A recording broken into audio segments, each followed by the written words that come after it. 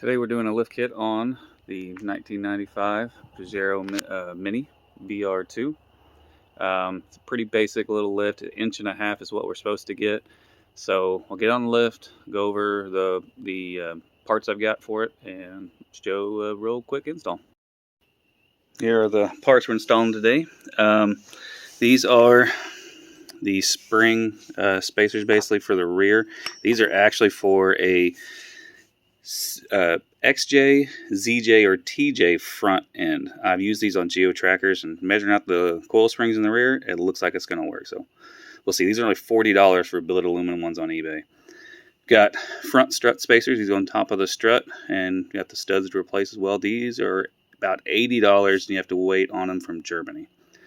Finally got some center caps in and some new lug nuts, and we'll see if this works.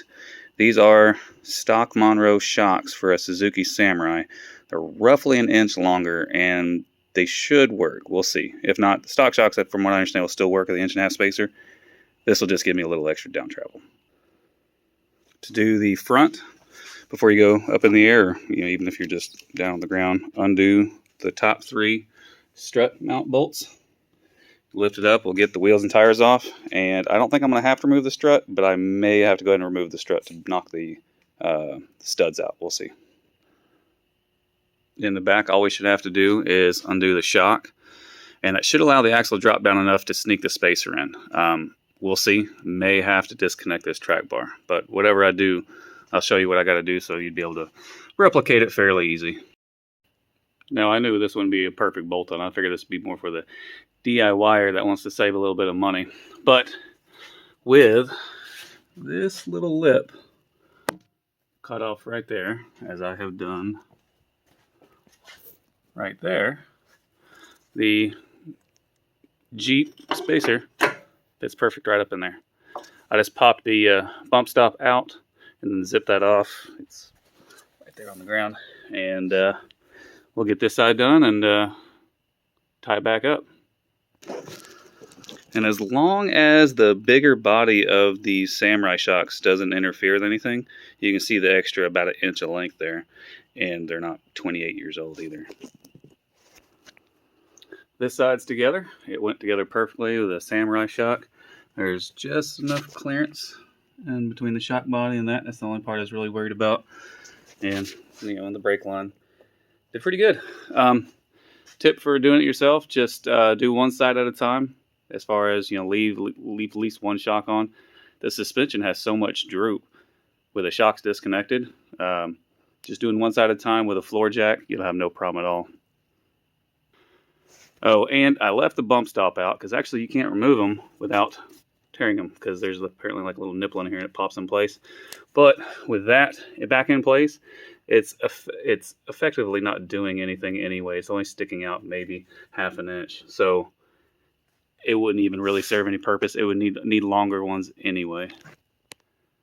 I had to get some new lug nuts because the original ones, they weren't chrome, they weren't painted. They almost have this unfinished look. And it's honestly the second JDM car I've gotten that have these style lug nuts. I'm not sure if just the salt on the road eats them up over there or really what the deal is, but I think these are going to look a lot better on there. That looks way better than that, for sure. All right, let's get this lift on.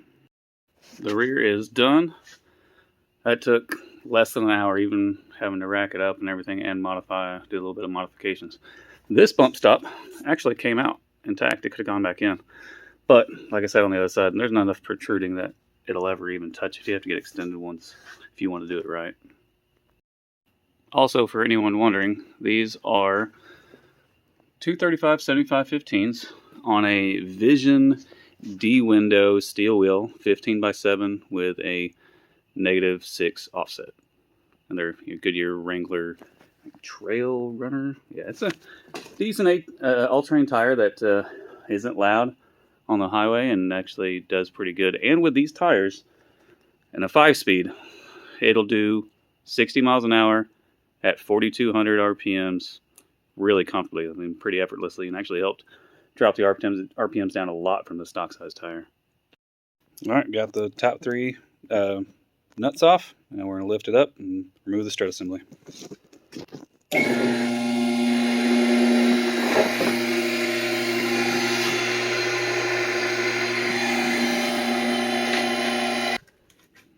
There's a 12 millimeter bolt back here that holds your brake line, and in my case, ABS line. They're going to have 17s here and here, and then the strut assembly is just going to come right on out. I would not recommend these spacers that I bought unless you have some tools and a little bit of a DIYer. I mean, even the hobbyist can do this, but it's kind of a pain in the butt. These studs, the base where they're knurled to actually grip this was 10 mil, whereas the factories were only 8 mil. So I had to drill them out and then press them in. Of course, it wasn't bad pressing them in.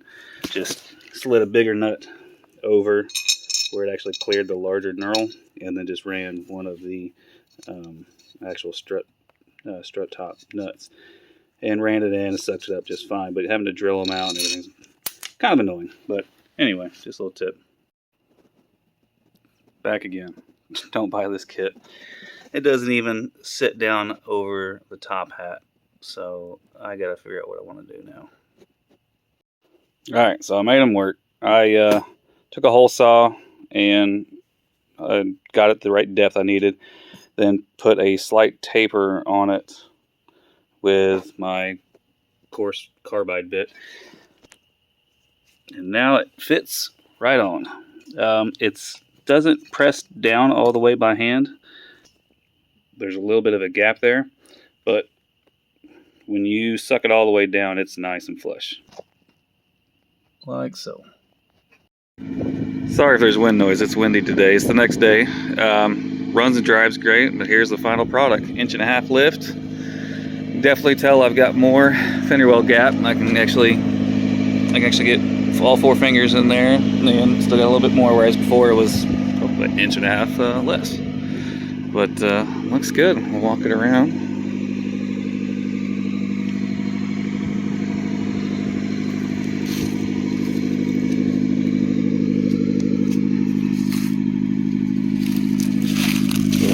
Little side pipe action there.